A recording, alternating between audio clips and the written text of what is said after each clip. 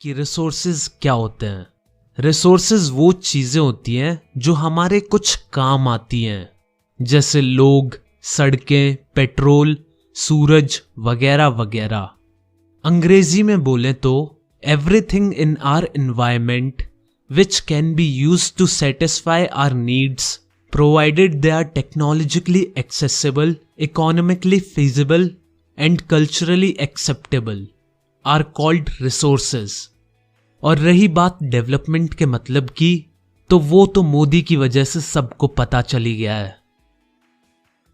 हमारे जो रिसोर्सेज हैं उनको हमने ग्रुप्स में डिवाइड कर रखा है। पहली क्लासिफिकेशन बेस्ड है रिसोर्सेज के ओरिजिन पर। इसमें दो ग्रुप्स हैं, बायोटिक एंड नॉन बायोटिक।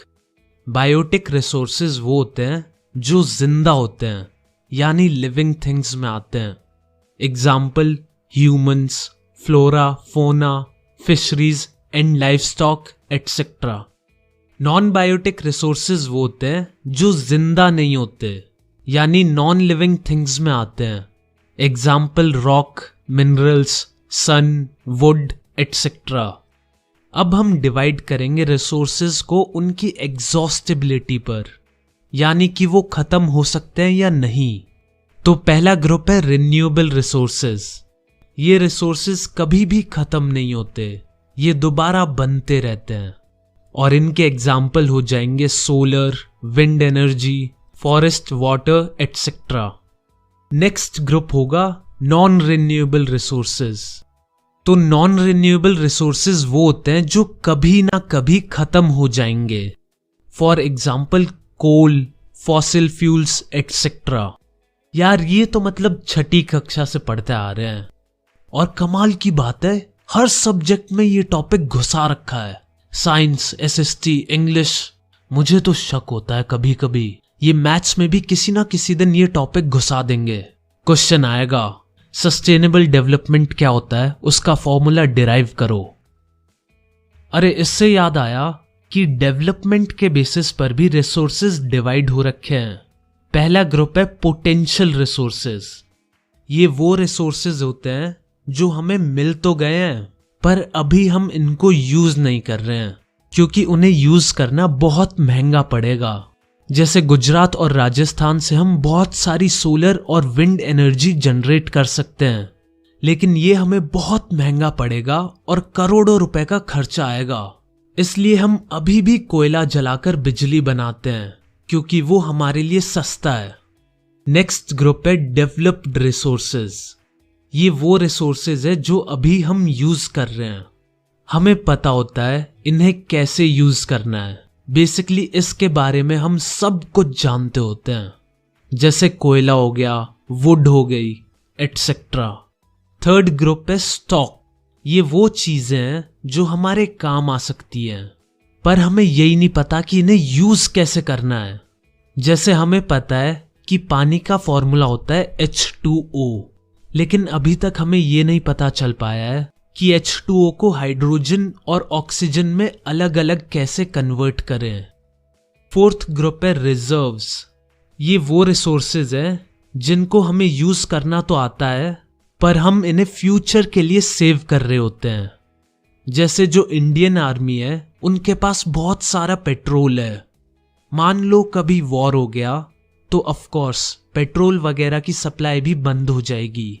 तो वॉर टाइम में भी आर्मी अपने टैंक्स और प्लेन चला सके, इसलिए उन्होंने पहले से ही पेट्रोल और भी बहुत सारे रिसोर्सेज फ्यूचर के लिए पहले से ही सेव कर रखे हैं। अब लास्ट क्लासिफिकेशन है on the basis of ownership, यानी वो रिसोर्स किसका है उस बेसिस पर हमने रिसोर्स को डिवाइड कर रखा है। यहां पर जो सबसे पहला ग्रुप आता है उसका नाम है इंडिविजुअल रिसोर्सेज। ये वो चीजें जो किसी एक इंसान की होती हैं, बोले तो बाप का माल। इसका एग्जाम्पल हो जाएगा जमीन जिस पर तुम्हारा घर है, या फिर तुम्हारी किताबें, फोन वगैरह वगैरह। सेकंड ग्रुप है कम्युनिटी रिसोर्सेज। ये चीजें बहुत सारे लोगों की होती है, जैसे तुम्हारी कॉलोनी या सोसाइटी का पार्क हो गया। थर्ड है नेशनल रिसोर्सेज। ये वो चीजें जो पूरे देश की हैं, जैसे सड़कें, ट्रेन, लेक्स वगैरह वगैरह। और एक और चीज, समुद्र के किनारे से 22.2 किलोमीटर या 12 नॉटिकल माइल्स का जो सी होता है वो उसी कंट्री का होता है। यानी इंडिया के जो बीचेस हैं उधर से 22.2 किलोमीटर दूर तक जितना भी समुद्र है वो इंडिया का ही है।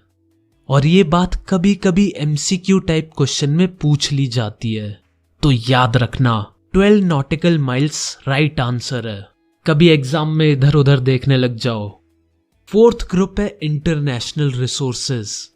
ये चीजें पूरी दुनिया को बिलोंग करती हैं, जैसे सन, समुद्र वगैरह वगैरह।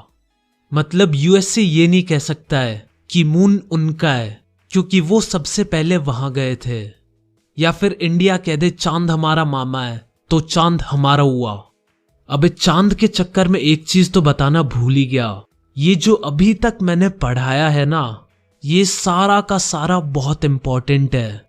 सीधा क्वेश्चन आएगा 5 मार्क्स का कि define resources and classify them on the basis of ownership, या फिर on the basis of status of development, या फिर 3 मार्क्स का आएगा कि define resources and classify them on the basis of origin या फिर एग्जॉस्टिबिलिटी।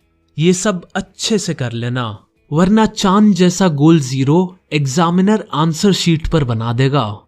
अब यारो हो क्या रहा है कि लोग सारे रिसोर्सेज को ऐसे यूज कर रहे हैं कि सब कुछ उनके बाप का माल है।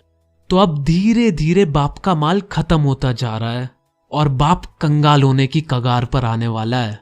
इसी वजह से एक कॉन्सेप्ट लाया गया जिसका नाम है सस्टेनेबल डेवलपमेंट, यानी कि हमें अपने रिसोर्सेज को एक लिमिट में यूज करना चाहिए ताकि फ्यूचर जनरेशन्स भी इन्हें यूज कर सकें। तो अब अगर हमें चीजें लिमिट में यूज करनी पड़ेंगी तो इसका मतलब है कि हमें एक प्लान बनाना पड़ेगा कि हम चीजों को कैसे और कब यूज करेंगे, और इसी चीज को हम रिसोर्स प्लानिंग कहते हैं। चलो अब समझते हैं कि इंडिया में रिसोर्स प्लानिंग कैसे की जाती है। तो फर्स्ट स्टेप होता है कि गवर्नमेंट पता लगाती है कि हमारे पास कौन सा रिसोर्स कहां पर है और कितनी क्वांटिटी में है। जैसे कोल इंडिया में झारखंड, छत्तीसगढ़ और मध्य प्रदेश में है और वहां पर करोड़ों टन कोयला है। नेक्स्ट स्टेप में गवर्नमेंट प्लान करती है उस रिसोर्स को यूज करने का सबसे बेस्ट और एफिशिएंट मेथड कौन सा है और उसके लिए हमें क्या सामान और किस टाइप के लोगों की जरूरत पड़ेगी। लास्ट स्टेप में गवर्नमेंट डिसाइड करती है कि हम उस रिसोर्सेज को कितना यूज करेंगे और कितना आगे के लिए सेव करेंगे। ये सब डिसाइड होता है देश की अभी की डिमांड्स और फ्यूचर प्लान्स के अकॉर्डिंग। शिट, मैंने प्लान किया था टाइप्स ऑफ रिसोर्सेज के बाद इंटरवल कर दूंगा और देखो कितना आगे आ गया। वैसे एक चीज तो नोटिस कर ली है मैंने, लाइफ में साला कितना ही प्लान क्यों ना कर लो चीजों को, प्लान के अकॉर्डिंग कुछ नहीं होता। मतलब अगर मैंने कभी अपनी ऑटोबायोग्राफी लिखी ना तो उस बुक का टाइटल होगा सोचा कुछ था, कर कुछ रहा हूं और हो कुछ और रहा है। चलो अब बहुत हुआ, बाय, मिलते हैं अगले एपिसोड में।